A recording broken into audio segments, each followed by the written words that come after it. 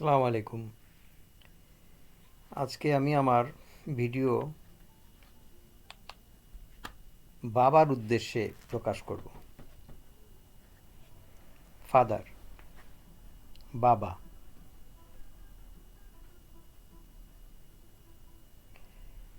একটা হিন্দি গানে আমি শুনেছিলাম যে উপরে একজন ঈশ্বর থাকে,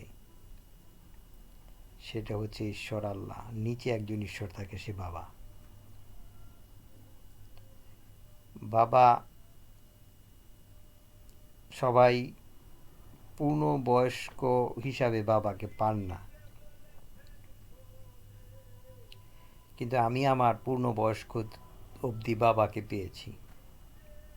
আমার বাবা ৮৬ বছর বয়সে ইন্তেকাল করেন, তখন আমার বয়স ৪০-এর উপরে। বাবার কথা রাখিনি এবং আমি বাবার অবাধ্য ছেলে। আর এই অবাধ্যতার জন্য আমি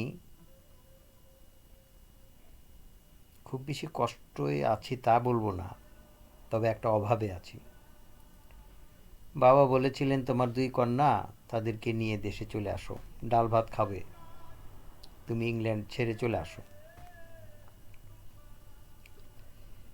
আমি যে হাহাকার দেখেছি, আমি যে অভাব দেখেছি, আমি ভয় পেয়ে গেছি যে সেই ঢাকা আবার আমি সাইকেল চালিয়ে লালবাগ থেকে যাত্রাবাড়ি যেতাম। সেখানে একটা কারখানা করেছিলাম হাশেম পরিবহনের হাশেম সাহেবের সাথে। এমনটা দিন যায়নি আমার যে আমি ঢাকা শহরকে প্রত্যক্ষভাবে নিজ চোখে দেখেছি। এক এক সময় ভাবতাম সকালে পত্রিকা বিক্রি করব, দুপুরে নয়াবাজার গিয়ে আড়তের কাজ করব। এমনকি আমি চিটাগং থেকে মেলামেল কোম্পানি থেকে মেলামেন এসে আমি ইসলামপুরে সাপ্লাই দিয়েছিলাম। তো এত কষ্ট করার পরেও আমি অর্থের চেহারা দেখিনি। তাই ভাবলাম এই সুন্দর স্বপ্নের দেশ ছেড়ে বাংলাদেশ চলে যাব। এই কথাটাই বাবা রাখিনি। আমার এর জন্য আক্ষেপ হয় না। বাবা হয়তো আমার ভিতরে যে জিনিসটা দেখেছিলেন, আমি হয়তো সেই জিনিসটা দেখিনি। আজ আমি দেশে যাব, কার কাছে যাব, কী জন্য যাব, সেগুলি আমার মনে প্রশ্ন আসে। বাবা আমার জীবনে আমাকে ঝড়ের মধ্যে ফেলে দিয়েছিল। আমার জীবনে যুদ্ধের ক্ষেত্রে বাবা আমাকে বিনা অস্ত্রে নামিয়েছিল। আমি সেই যুদ্ধে জয় করতে পারিনি, তবে আমি মানুষ দেখেছি এবং মানুষ কি জিনিস তা বুঝেছি। এই মানুষের এই ক্ষণস্থায়ী জীবনে মানুষ যে কত বিশাল আকার হতে পারে, তার বাবার ছায়ার সাথে হেঁটে হেঁটে আমি অবলোকন করেছি। একবার বাবা আমাকে বলেছিলেন যে পুরুষ মানুষের অর্থ অভাব পুরুষের বেশি দিন থাকে না, তবে যারা বেশি দিন অর্থ অভাবে থাকে তাদের স্বভাবের জন্যই তারা অর্থ অভাবে থাকে। আমি বাবার সাথে তর্ক করতাম না, তবে প্রশ্ন করতাম, চুপ করে শুনতাম। একবার আমার এক সোনারু বন্ধু দিলীপের কাছ থেকে আমি একটা প্রবাল পাথর এনে আংটি বানিয়েছিলাম। প্রবালের গুণগান ইত্যাদি নানা রকম বন্ধু বান্ধব বা জ্যোতিষীদের কাছ থেকে শুনেছি। এটা মাথা ঠান্ডা রাখে, রক্ত পরিষ্কার করে, ভাগ্য নিয়ন্ত্রণ করে, নানা রকম। সেই সুবাদে আমি সেই প্রবাল দিয়ে একটা আংটি বানিয়েছিলাম। সেই আংটিটা যখন আমার বাবা আমার হাতে দেখলো, বাবা আমাকে বলল যে তুমি তো নিজেই একটা পাথর, তোমার উপরে আবার আরেকটা কেন পাথর চড়িয়েছ, তুমি তো নিজেই একটা প্রবাল। তখন আমাকে প্রশ্ন বলেছিল প্রবাল এর ইংলিশ কি, আমি বলতে পারিনি। বাবা বলেছিলেন যে প্রবাল হলো কোরাল এবং এটা একটা সমুদ্র প্রাণী, মৃত প্রাণীর সমষ্টিতে এই পাথর হয়। এটাকে মানুষ মানুষ সেটা শ্বেত প্রবাল বলে, রক্ত প্রবাল বলে। আমি বাবার কথা এই জন্যই বলছি, আমার বাবা আমাকে গাড়ি কিনে দেয় নাই, বাড়ি কিনে দেয় নাই, সাইকেল কিনে দেয় নাই, কিচ্ছু দেয়নি। বাবা দিতে পারতেন না, কিন্তু বাবার যে একটা ঐশ্বরিক পরিশ্রম, এবং পরিশ্রম মানে উপায়ান্তর না দেখা পরিশ্রম, রেজাল্ট না দেখে পরিশ্রম, সেটা আমি বাবার কাছ থেকে শিখেছি। তো বাবা যেদিন মৃত্যুবরণ করেন, ওনার ইচ্ছা অনুযায়ী গ্রামে ওনাকে সমাহিত করা হলো। তো গ্রামে, ঢাকা থেকে গ্রামের দূরত্ব 14-15 মাইল। আমি ও আমার 2 চাচা বাবার সেই জানাজার জন্য ঢাকা থেকে দুপতারার উদ্দেশ্যে রওনা দিলাম। আমার সেই 2 কাকাও প্রয়াত, একজন আবুল খায়ের সিদ্দিক আর একজন ফজলুর রহমান আরজু। আবুল খায়ের সিদ্দিক সাহেব প্রতিষ্ঠিত ব্যবসায়ী ছিলেন এবং ফজলুর রহমান আরজু উনি জাতীয় দলের ফুটবলার ছিলেন। উনি শেষ সময় পর্যন্ত চিটাগং কাস্টমসের চাকরি করতেন।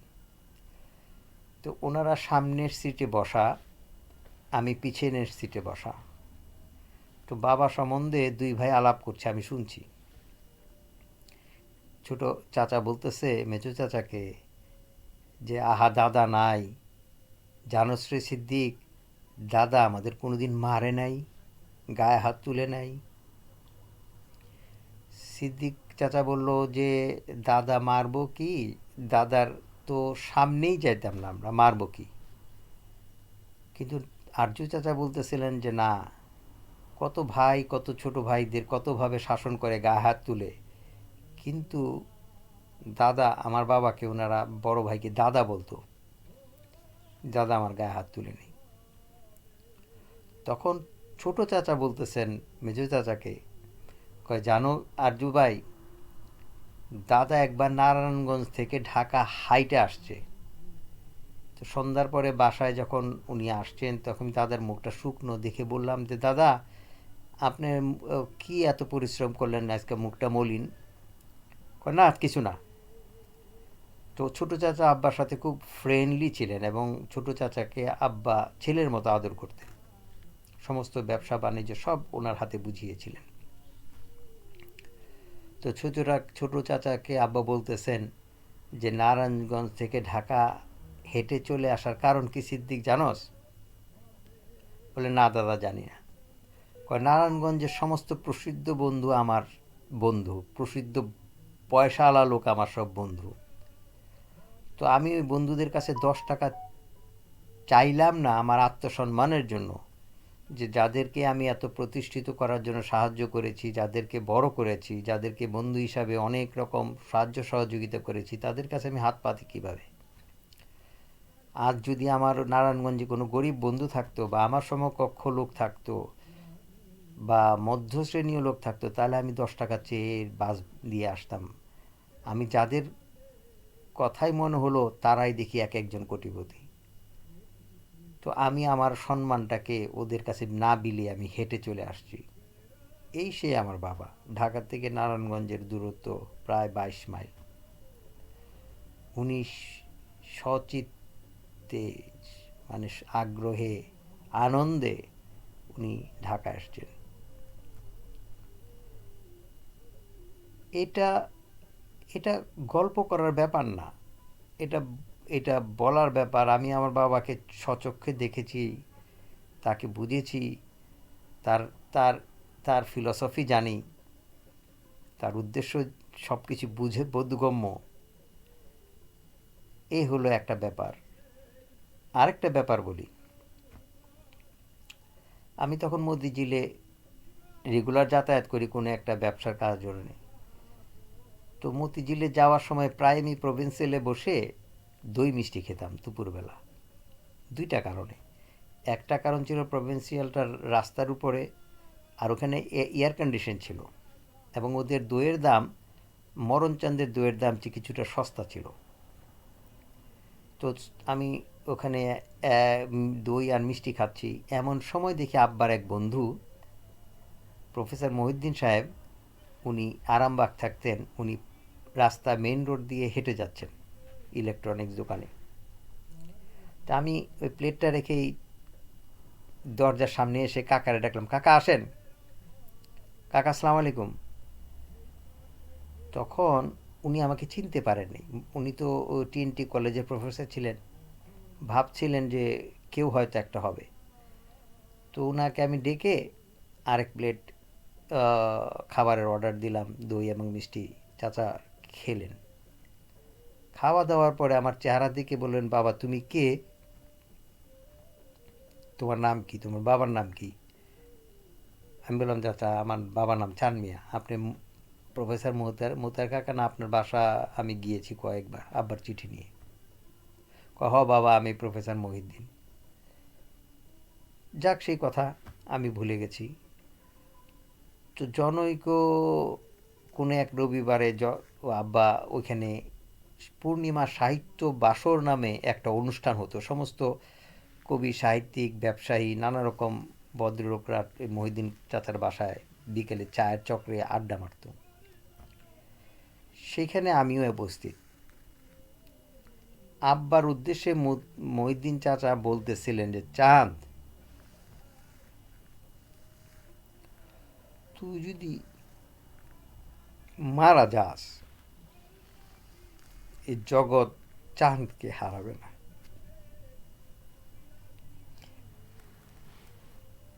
আব্বা বলে, কিরকম? বলে, চাঁদ তো সবসময় চাঁদে আকাশে দেখা যাবে, তোরেও সবসময় দেখা যাবে।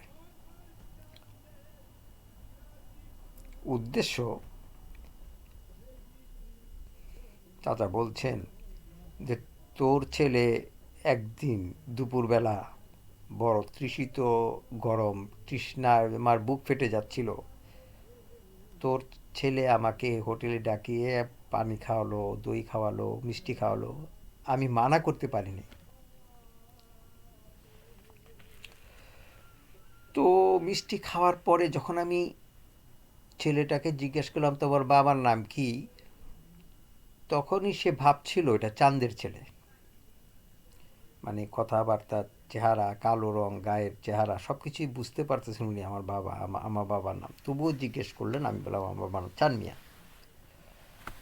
তো উনি সেই পূর্ণিমা বাসর, সাহিত্য বাসরে উনি আব্বাকে বললেন যে, চাঁদ তুই মারা গেলে সমাজ, দেশ অন্ধকার থাকবে না। আমি সেই বাবার ছেলে। বাবা বাবা ব্যবসায়ী ছিলেন, বড় বড় উদার মনের ব্যবসায়ী ছিলেন। আমি বাবার সান্নিধ্যে খুব কম ছিলাম, কারণ আমি 1988 সন থেকে দেশের বাইরে। এর মাঝখানে লিবিয়ে গেলাম, লন্ডনে আসলাম। লন্ডনে আসার পরে আমাদেরই আরেক চাস্তো ভাই প্রফেসর মোতাহার হোসেন, উনি উডগ্রিনে থাকতেন।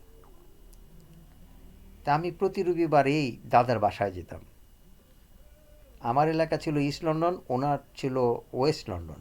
ওইখানে বাঙালি তেমন থাকতো না। আমি যাওয়ার সময় দাদার জন্য কাঁচামরিচ, ধইনাপাতা এবং সুগন্ধি লেবু, যেটা আমরা বাংলাদেশে লেবু বলি, একটা লেবু তো যে লেবুটা জারা লেবুর মতো শক্ত চামড়া, সেটা নিয়ে যেতাম। এটা আমার প্রত্যেক রবিবারের রুটিন ছিল। তো ওই দাদার বাসায় যাওয়ার পরে দাদা বাবার গল্প বলতেন। বাবা কেমন, বাবার বাবার ফিলোসফি, বাবার আইডিওলজি। তো বাবার কথাটা শুনতে আমি যেতাম না সেখানে, কারণ আমার বাবা আমি চিনি, আবার বাবার সম্বন্ধে ইতিহাস এগুলা আমার ভিতরে ঢুকতো না। কিন্তু ওই যে রবিবারে কাঁচামরিচ আর ধনিয়া পাতা নিয়ে যাওয়ার জন্য যে দাদার বাসায় যেতাম, যদিও খুব খুব বেশি বড় রকম বাজার ছিল না, কিন্তু দাদা আমার ভিতরে আমার বাবার চরিত্র দেখতে পাব। তো বলে আমি আরেকটা চান মিয়ারে দেখতেছি। সেই বাবার সন্তান হিসাবে আমি খুব বড় বড় স্বপ্ন দেখি, খুব বড় স্বপ্ন দেখি। কারণ স্বপ্ন দেখতে যে সময় অর্থ ব্যয় হয় বা যে যে পরিবেশ দরকার হয়, সেটা আমি ছোট স্বপ্ন দেখব কেন, আমি বড় স্বপ্ন দেখি। তো বড় স্বপ্ন দেখার মাঝখানে আমার স্বপ্নটাকে বাস্তবায়ন করার জন্যই এই ভিডিওতে আসা। ধন্যবাদ।